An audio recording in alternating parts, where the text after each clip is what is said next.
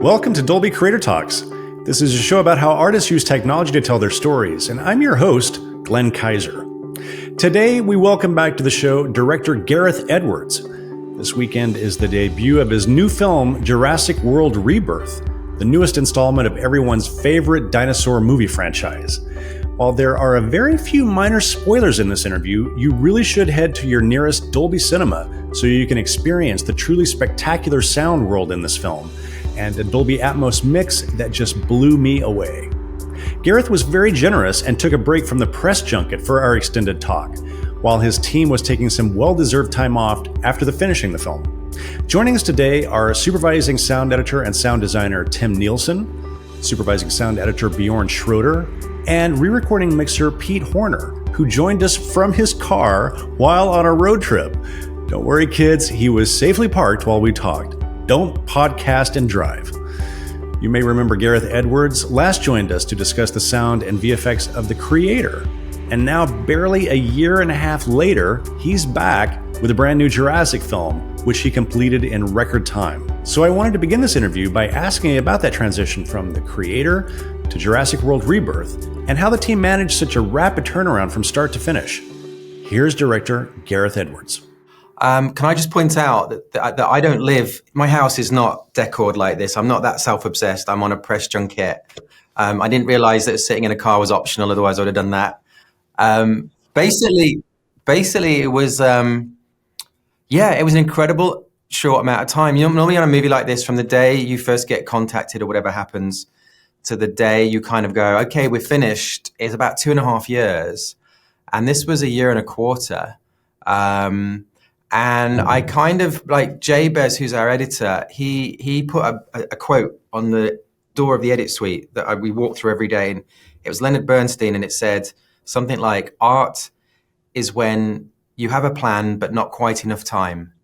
And there was something about that. And the idea of when there isn't time to mess around, you can't experiment like crazy.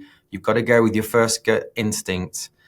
Something interesting happens, and I'm half tempted now into all future contracts, if I make another film, to put in there, like, can you just, whatever schedule you're considering, can you just halve it? Because these guys will hate me for it, but I think they did some of the best work I've ever heard. I think we're done here. Yeah, we're done. If we halve the time of this podcast, it'll be exceptional. Amazing. Well, I feel like this is a perfect movie for us to showcase here on Dolby Creator Talks because it is so sound driven. And I got the pleasure of sitting with a couple of these guys up at Skywalker Ranch a few days ago to watch the movie in the glorious Stag Theater up there. So I just love the way you approach sound. I feel like almost always, we hear the danger before we see it in this movie. And so Gareth, I'm curious for you, was that approach hear before you see, was that baked into the script, or was that something that kind of came out of your explorations of how you wanted to tell the story?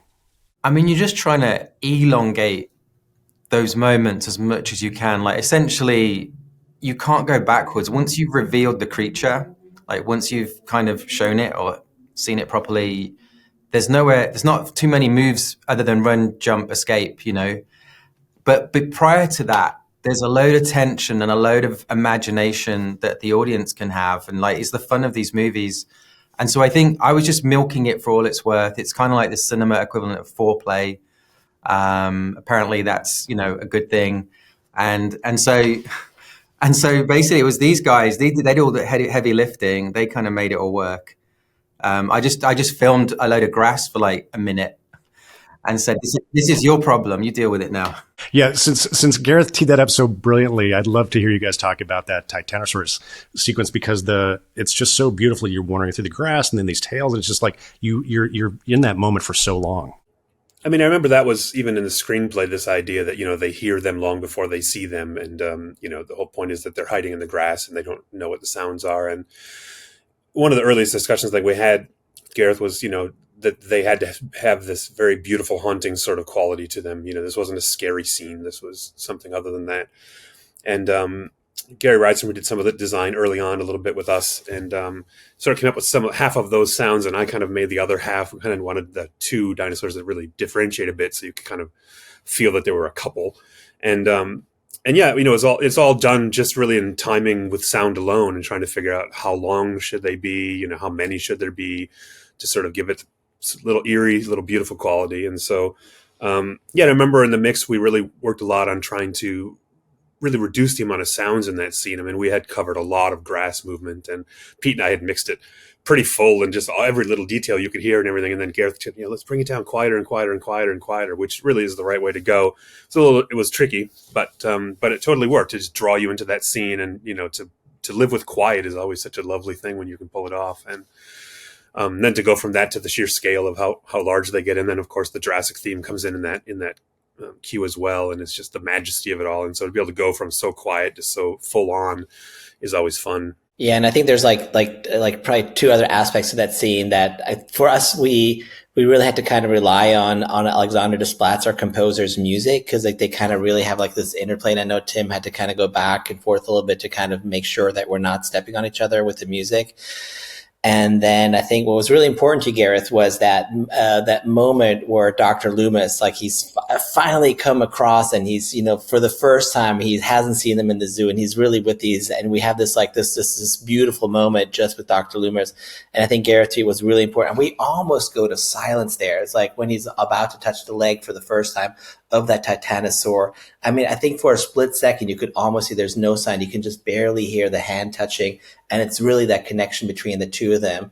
And I think Pete and also Gary Summers, who's not as called our other mixer, did this beautiful moment of when we kind of pan over to our Titanosaurus couple, and we just hear the differentiated vocals that Tim designed to really set those two apart, and just have that tiny bit of bird song when they kind of fly past.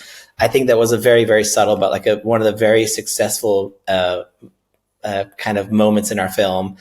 And we did spend a lot of time with Gareth mixing on that. It's probably that, and another scene we'll probably talk about later is like the Altoid scene. We mixed a very, very long time on, but we'll probably talk about that later. I want to come back to the Altoids, yeah. But Gareth was right on this one. It got a big laugh in the theater. And, God, yes. It got a series of laughs, and they escalated just as you expected. So you were right on that one. I think it would have got a laugh, whatever. We basically tried about, I can't remember, like 10 different versions of that, because the default version, when it's just crunch, crunch, crunch, crunch, crunch, crunch, crunch, and it got laughs when we did test, and so we were very happy.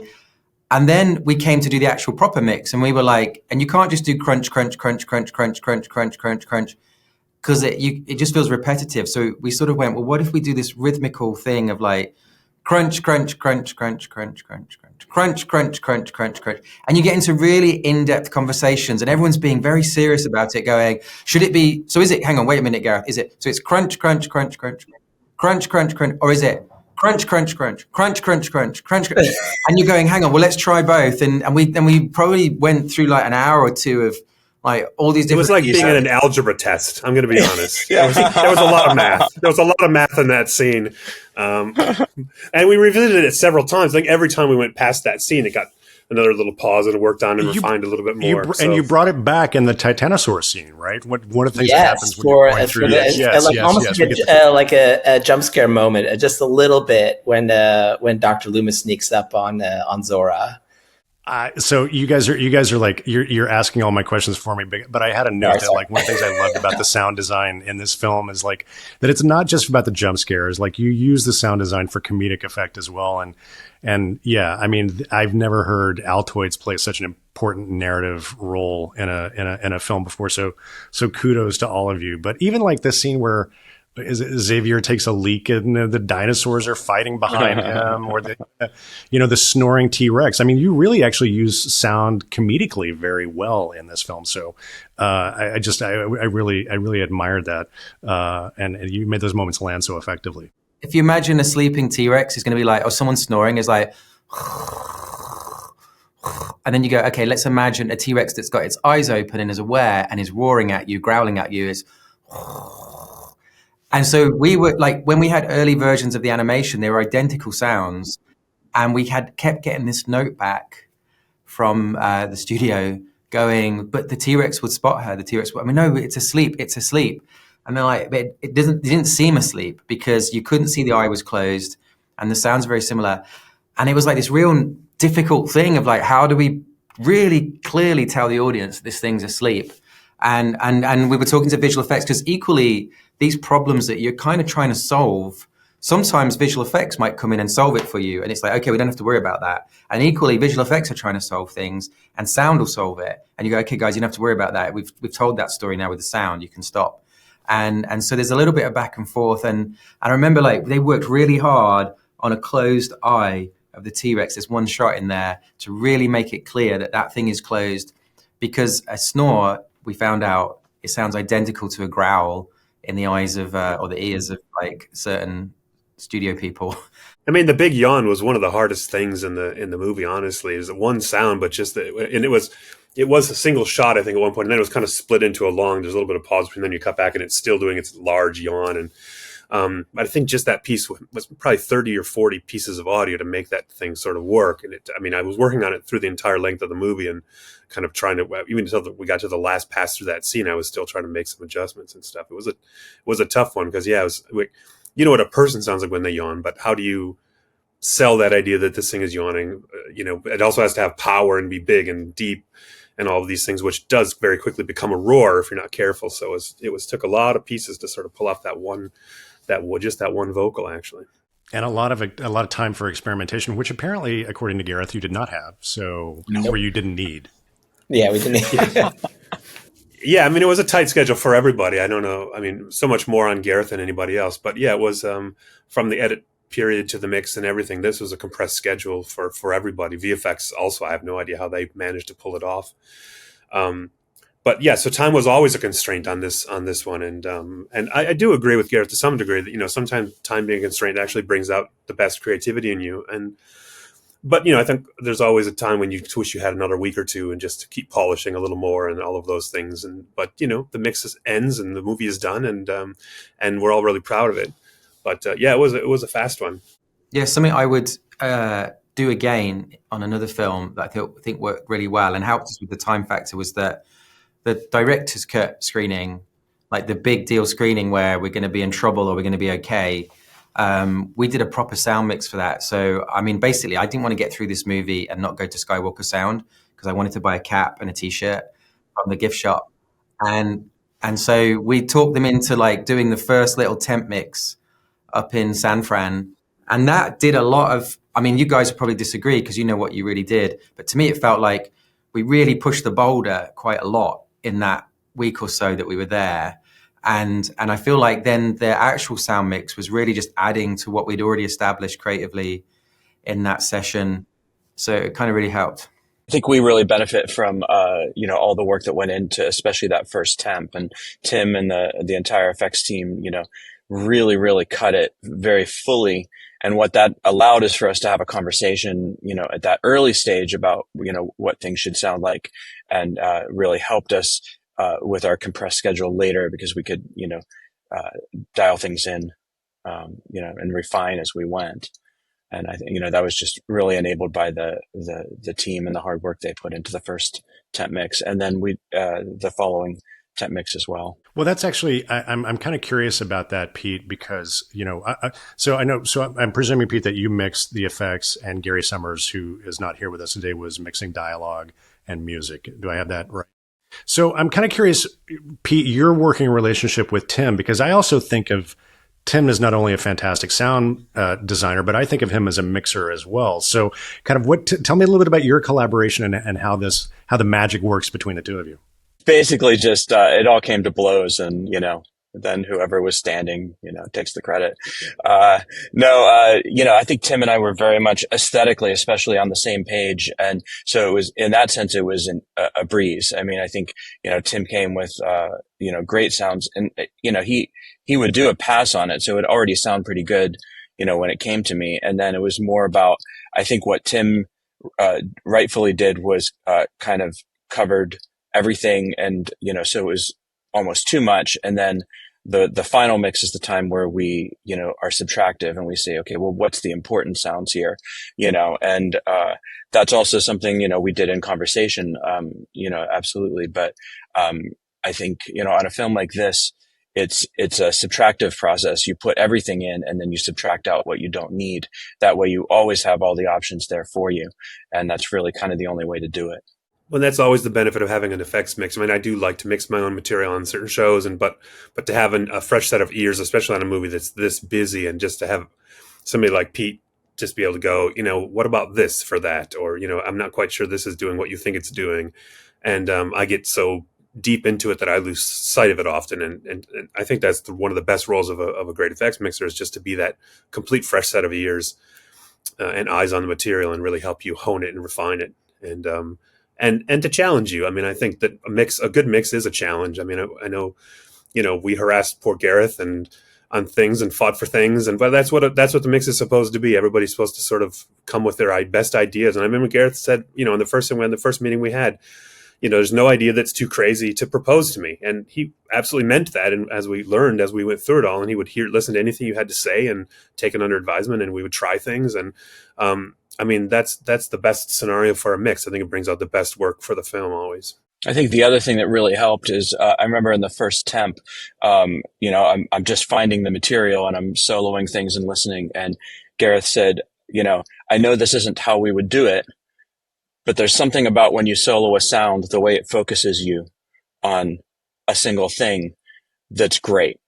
And, obviously we're not going to just do that, but there's something to that. And that's, we really took that to heart. And I think it helped us create a really dynamic mix. I think the other thing he really encouraged us to do is make bold choices. So, there are places where we really strip things out and we do really focus down on, a single event, or we do the opposite and, suddenly it's completely full and overwhelming. So I think, our goal always is to create a dynamic mix. And I think, because of that approach that Gareth brought even in the first temp, it really helped us, get a really great sounding track. I think slightly part of that is sometimes because, you guys are really familiar with what all the layers are. And to me, I'm brand new to it. And it's hard when you have multiple things, and things can get muddy very easily. And it's like, so one of the things I would try to do, and it was super useful, was when we hit a little patch where it was like, okay, something's got to lose this battle here. Something's going to have to go. We would say, okay, just solo this idea, this layer. Okay, solo this one. And you would just make notes of like, that's super cool. And then like that works. And in a weird way, when it would go quiet, like you wouldn't have too much stuff, that would get really exciting. It's a very weird thing. It's like the weird thing about sound which is different to cinematography or visuals, is that sometimes the most memorable moment in sound is when it's quiet, right? And I think because people lean in and they really, they heighten, their ears heighten, and they get really like super aware of what the sound is doing or not doing.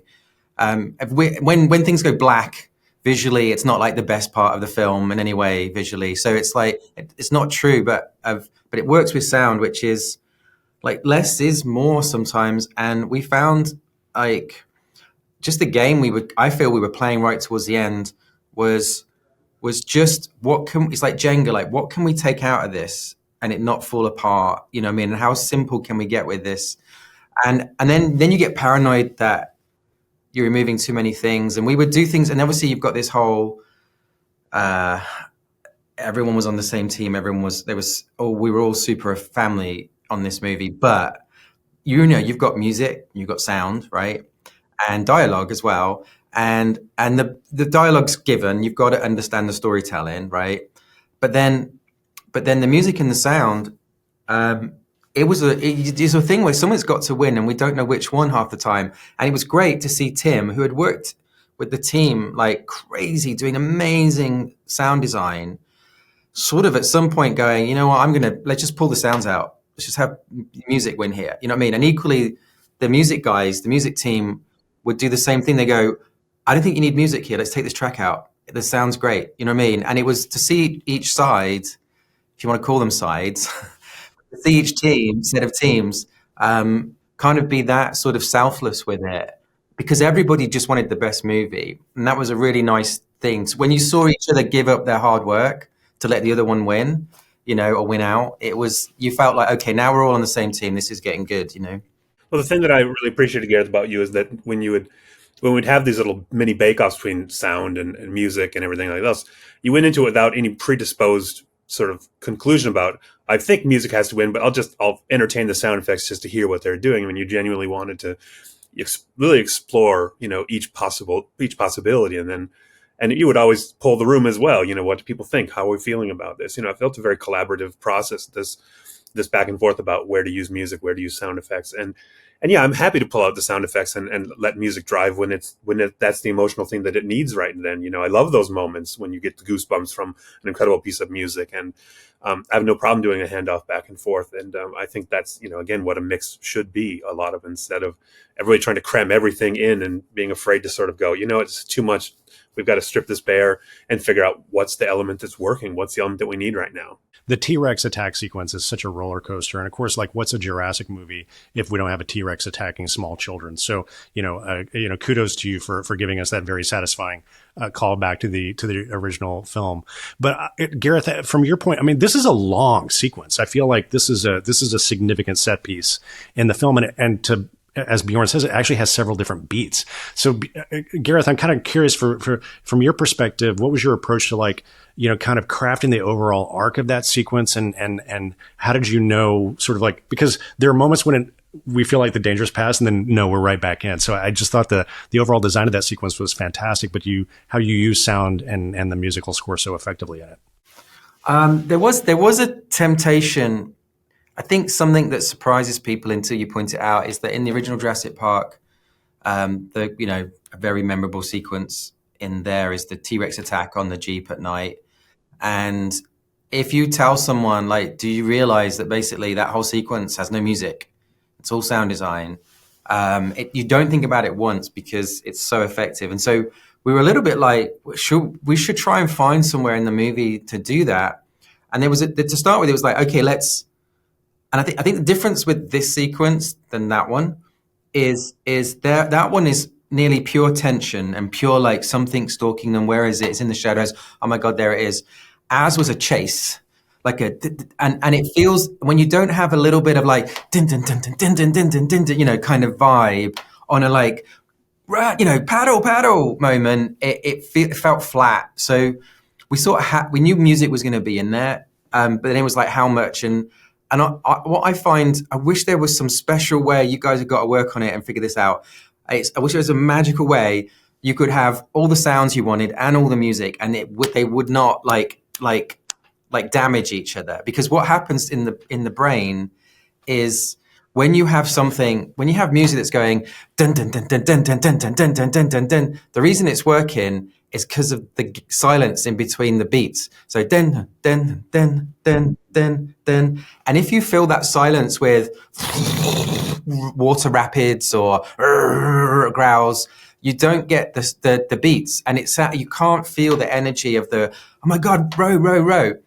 And so you're constantly, when you've got these little sections of music, it felt like it was painful to do, because you hear the sound design, this is amazing, but then you put this music in that's going bum bum bum bum bum bum, and you have to sort of get out the way of the gaps in the bum bum bums, and you just have to do it, else it has no value. You don't feel it emotionally. And so we were always cleaning out. You guys were really good at it. Like Pete was like, and just always cleaning out those little sections.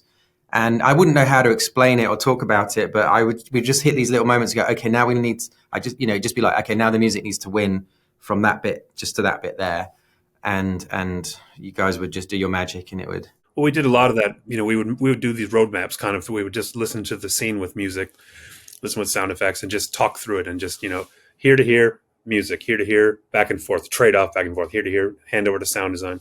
And we'd try to sort of build a little roadmap through it. Because, of course, the first pass that we did on a lot of these was instinctively messy, because we don't know yet where we're going to be able to pull things out, or who should win out. And that takes some time and experimentation. So after the first pass, a lot of these scenes were, somewhat muddy. They just got everything in them. That's the first thing. It's just like, you try to put everything in and try to see if the scene will start telling you what it wants and what it needs.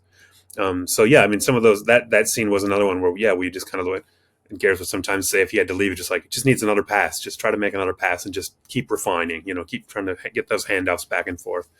And, that's Pete's world. A lot of was spent just, doing the big moves, trying to figure out, not so much the little tiny detail. You think about the final mix being all about minutia and tiny detail, but in fact, the final mix a lot of times is really just like back to basics. Like, what's the throughway through this scene sonically? And I think that happened really with pretty much every scene, because almost every sequence has those handoffs and trade-offs and moments. I mean, maybe the Quetzal is the most music-driven sequence, but a lot of the D-Rex scenes have those pauses as well. We would take out music for beats and let the D-Rex have a huge moment, and then it would come back in for the emotion. And so yeah, that was, that's often the hardest thing, but of course the most rewarding, because when you get that right, then you start to feel like, oh, it's a movie. Now I'm watching this as a movie. I know, and sometimes it was like, I'm just remembering lots of things now. Sometimes what happened is, because there wasn't this, you can't have a conversation about exactly how the movie is going to be finished when you're actually still making it, because you don't know, you haven't got a time machine, you don't know how it's going to play out. And so what would happen is the music sometimes would hit beats and do like a da, of a shock moment or a big triumphant thing, but then the sound design or a roar is happening around there too. And they would both couldn't happen at the same moment. And so then we would talk to the music editors, and they would have to try and pull that moment prior to the sound effect that was synced to the, the visual, so that it could go like, damn, rah, and it sounds, it's one of these things where you just take it for granted when you sit and watch a film like this. You just think it all just like bolts together, and you realize how, like, a classic thing. We did it probably for the whole movie, like you're talking about, Tim, where I remember drawing on a piece of paper. I just got into the habit of, when we would watch a scene or a reel, is create 3 lanes. Like they were like a highway that had 3 roads, lanes you could go in. And I'd write, one was music, the other one was sound on either side, and in the middle was like both.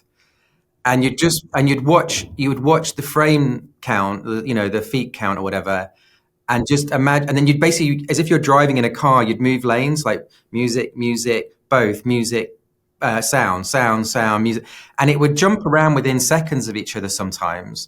Like, it wasn't like, oh, it's this idea for this scene. It was like literally changing lanes constantly, like, and then we would read out those numbers and talk it through, and everyone would like get on the same page with it. And then basically I'd be like, see you later, I'm going to go do some visual effects. I'd come back later in the evening or whatever, and these guys, God, that wasn't it at all.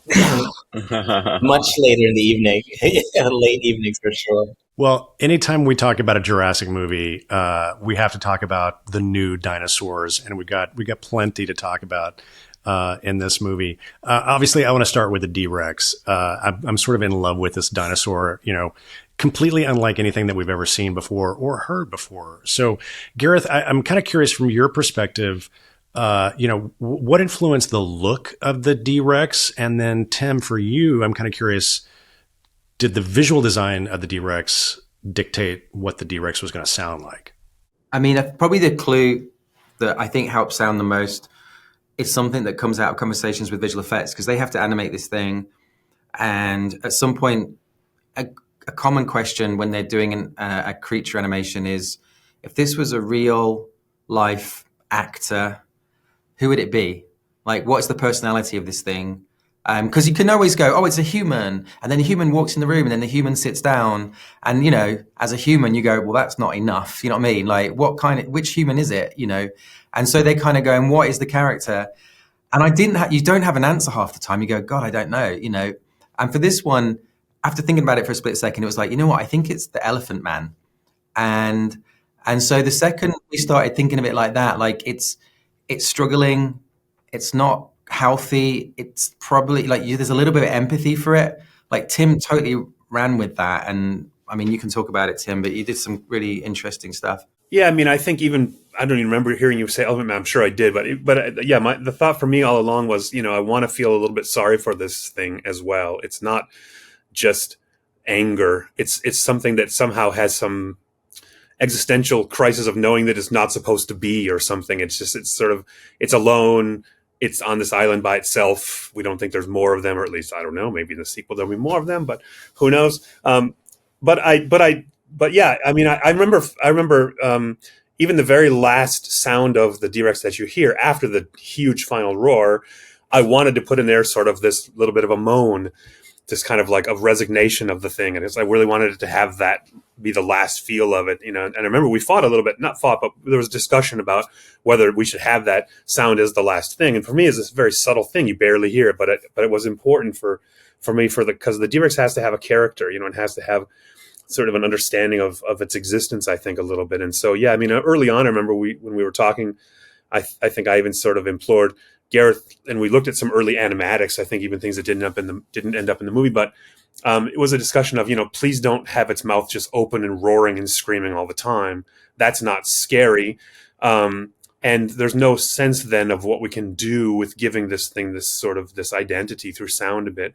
And to their credit, you know, he doesn't, you know, he roars a few times and they're big and they're powerful, but a lot of the other vocals, you know, we really wanted to play with this idea that something's wrong with its whole nasal system and that it has all of this. And so the source that I went for finding was a lot of interesting animals with breathing problems and weird, obscure things. And, you know, that was kind of the basis of it. But French bulldogs, pugs, pitched way down. And one of the main elements in the D-Rex is a pug that's about this big, you know, and but it just, all of the moans, in fact, came from this pug just pitched way, way down, but it had these, and even when it's eating and everything, because it just had the right character. And it's a little sad. I think I wanted the D-Rex to feel a little sad and not just scary when it needed to be, but otherwise a little bit that you sort of, like Gareth said, you empathize with it to some degree, which is different than other dinosaurs. You know, you don't feel that empathy for the mutodons. You know, that was kind of a whole different kind of thing. They're just like sheer terror. You know, that's the goal with them. And so, yeah, we have to talk about Dolores,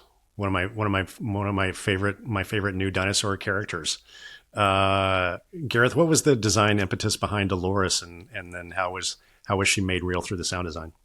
It was written in the screenplay, and I looked up, the first thing you do when you're reading a script and it says a word like Aqualops, which is the species of dinosaur that it is.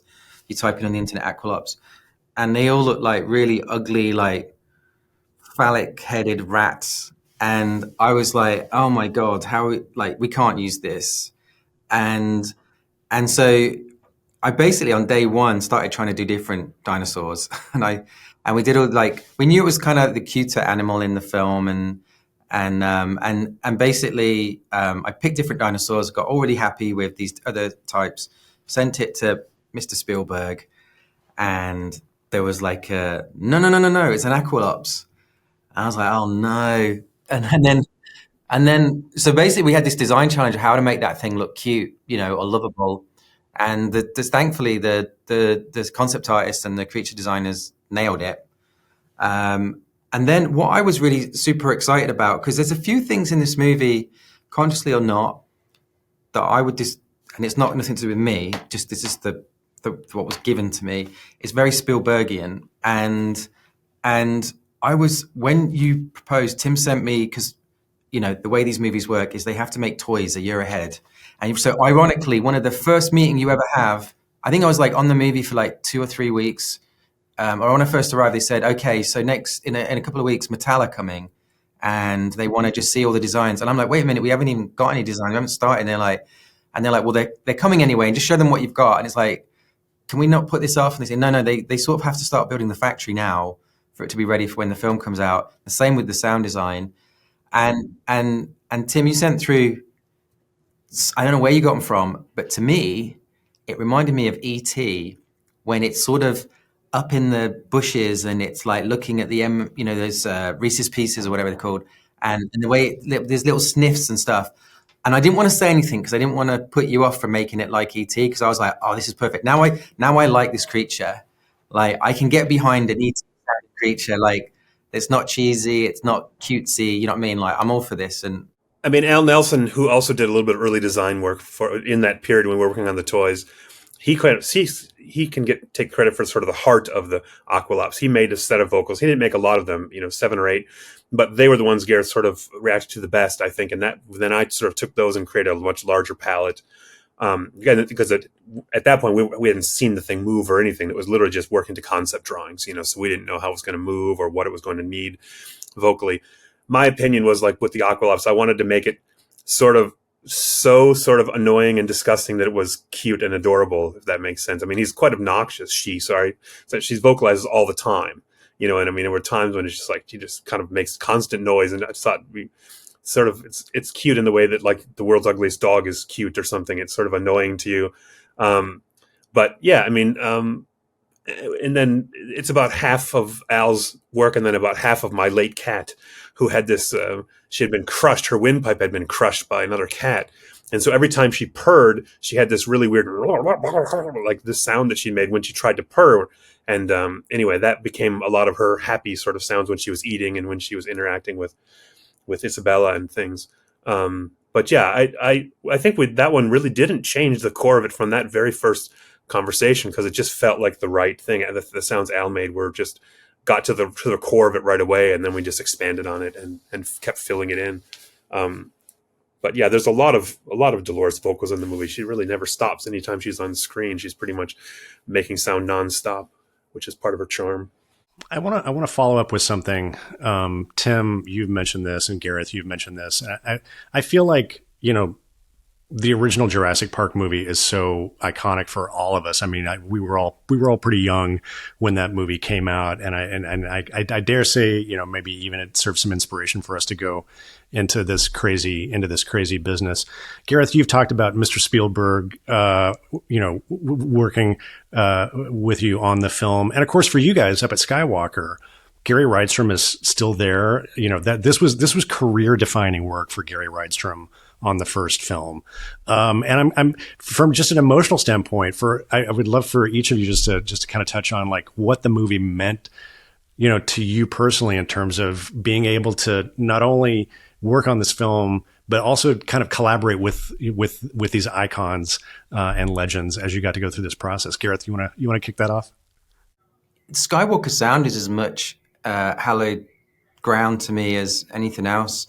It was like, I basically was obsessed with watching the behind the scenes of, you know, movies I grew up with. And so going up to Skywalker and being like on that, you know, on the mixing stage, and just even at night, there's a strange thing that happens where you go to your car or walk back to where you were staying at night, and you'd hear crickets and frogs or whatever it was.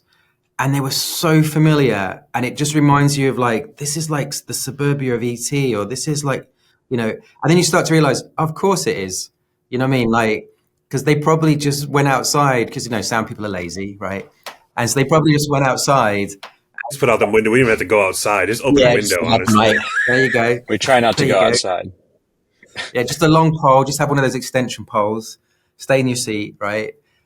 But it's like, there's just, even just from an audio perspective, you do feel like it's sacred ground up there. And I don't know, I was in awe, just as much in awe of Skywalker Sound as I was any other aspect of this film. No, I think I probably speak for both Tim and I. I think for us, it's the first time working on a Jurassic film. I think Pete, for you, it's the fourth go round.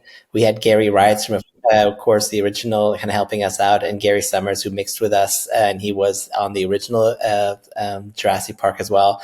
I mean, for me personally, it was just such an honor to kind of be given the chance to work on such an iconic franchise, and I was just very excited to be part of it. And we just all really enjoyed it. I mean, it was so collaborative working with Gareth on this film. I know we're incredibly crunched for time, and we just, like, kind of coming back to the first temp mix, we just really wanted to put our best foot forward and just always just put everyone at ease. Like, the whole team, we had the full complement of everyone working on that first temp mix for weeks before we got together to just kind of really kind of just make sure that, you know, everything was in good hands, and we just kind of take it to the finish line at the end and alleviate any kind of worries, because I think it was about like 8 to 10 weeks taken out of the post schedule for us in sound, which is a huge chunk.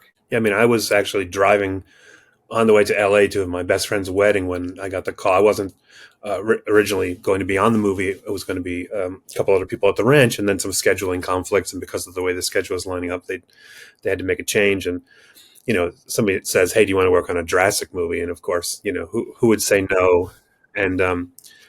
But I think it was like 3 weeks later, I'd started on the movie. I mean, it was that fast of a sort of situation.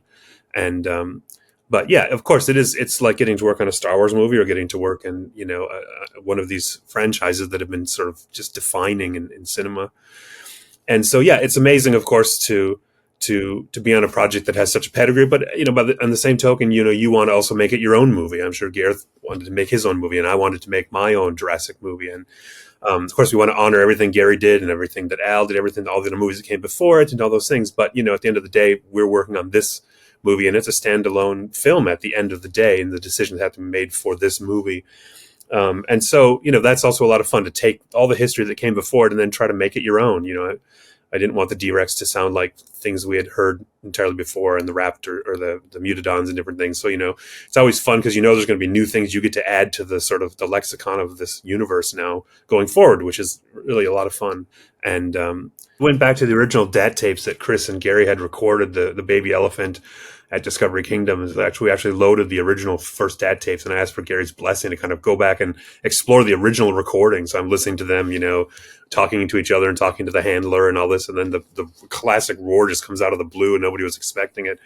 And so I reloaded it and kind of remanipulated it, and we sort of rebuilt some of the T-Rex. So it has all of the same parts, sort of, but kind of with a little bit of a new take and stuff. But yeah, it's like, we have the iconic roar in there. How could you not? You'd never get away with not having that moment. And it's layered with other things, so it's not just that, but you clearly still hear it as that and stuff. But so that was a lot of fun, getting to go back through all of the original things and kind of hear what they had done, so long ago, and rework with some of that material. I mean, it's an incredible set of Legos you get to play with on this kind of movie, right? As far as to what you have all at your disposal, everything that's been done before, and then you have all the new things you want to make with those pieces and everything.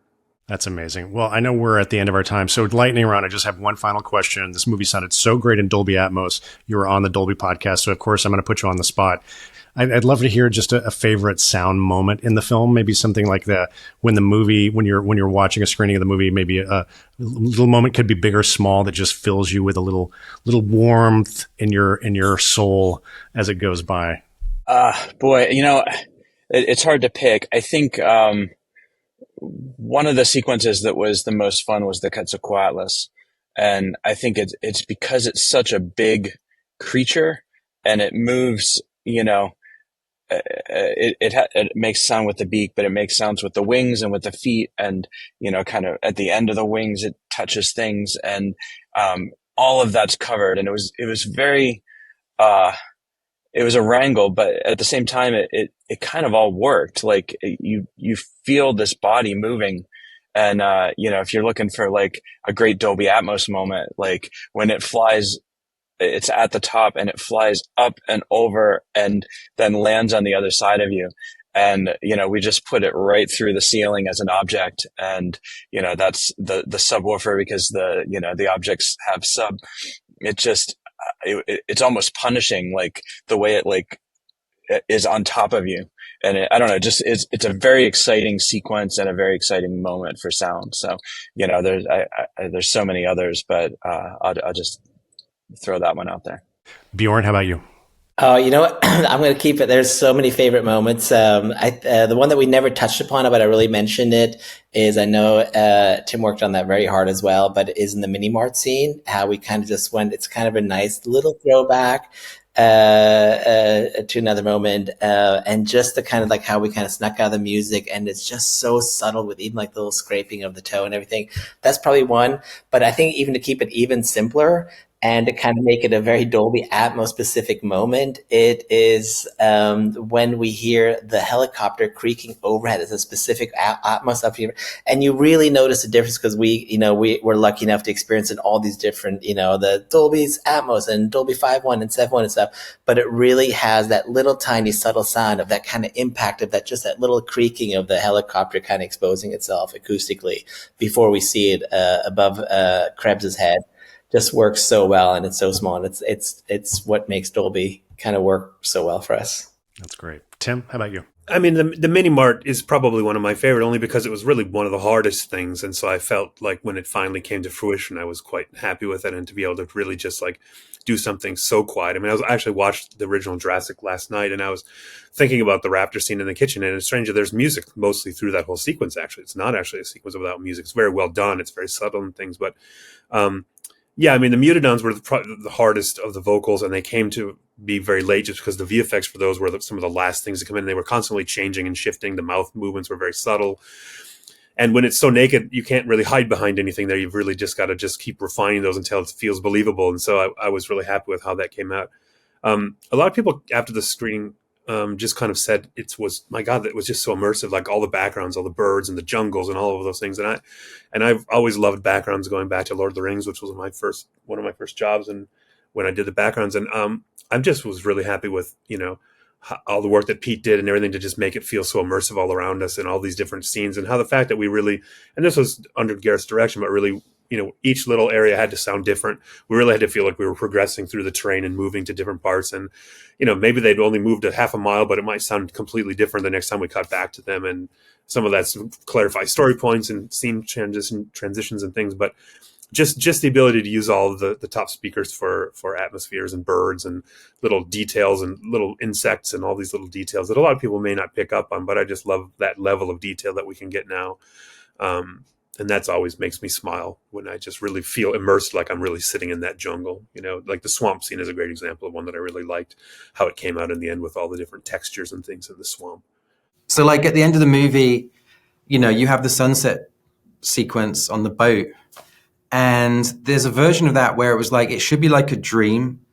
Like it should be like nearly silent. And we tried it like that. And it just felt really weird. Like it just felt like wrong. Because when there's also dialogue in there. And the second someone spoke, you went, how come I can hear the voice, but I can't hear the boat? So then we do a pass with the boat. And then they just killed all the emotion of the music. And so there's this real fine back and forth. And I think we found the perfect little balance by the end, where it's just this like fluttering, like really light engine feeling and wind just really gently in there. And we had to bring all the dialogue down quite a lot and like really like be careful with it. And then Alexander Desplat, we had a piano played at Abbey Road, and it was this really brilliant pianist, and there was this perfect version of it. And it was a bit like, try and do it like imperfect, like you're just a little bit like not drunk, but just kind of like missing the beats a bit. And the guy got it and did it brilliantly. And then it was just, there's this little choral moment that was missing. And I was like, I think it should be angelic around here. And Alexander Desplat ended up writing this piece of music with 10 minutes to go. He just wrote it down on this piece of paper, and they ran in, they gave it to the conductor of the choir, and he just shouted out the chords. And I was like sitting there going, there's no way this is going to work, and it's like 5 minutes left, and you just go, this ain't going to work. And then suddenly they just hit record, play, and they went for it. And it's one of the most beautiful pieces of music, and I absolutely adore it. And it ends up on Scarlett's face, and it just makes your heart soar. And it's the conclusion of the whole movie. And I'm so glad my favorite moment is the very end of the film, because I feel like that's what everything is on a trajectory towards. So I think that's probably my proudest bit. Many thanks once again to Gareth, Tim, Bjorn, and Pete for joining us on the podcast today. And an extra special thanks to our friends at Universal Pictures and Skywalker Sound for helping us put this conversation together. Be sure to check out Jurassic World Rebirth, now in theaters and Dolby Cinemas this holiday weekend in stunning Dolby Vision and Dolby Atmos. We have links, as always, in our show notes. And if you'd like even more conversations with artists and filmmakers about how they use technology to tell their stories, be sure you are subscribed to Dolby Creator Talks. You can find links to our show on all the major podcasting platforms, including the video version on YouTube, in our show notes. Or you can simply search for Dolby wherever you get your podcasts. If you're curious to know more about what we do at Dolby Creator Lab, head on over to dolbycreatorlab.com. There you'll find information about all of our programs. You can access the entire library of episodes of the show, and you can sign up for our mailing list. Until next time, this is Dolby Creator Talks. I'm your host, Glenn Kaiser. Our producer and editor is Michael Coleman. Our executive producers are Amanda Schneider and Jack Ferry, with additional editing by Matt Nixon. And our production coordinator is Karen Marroquin. Thanks for joining us.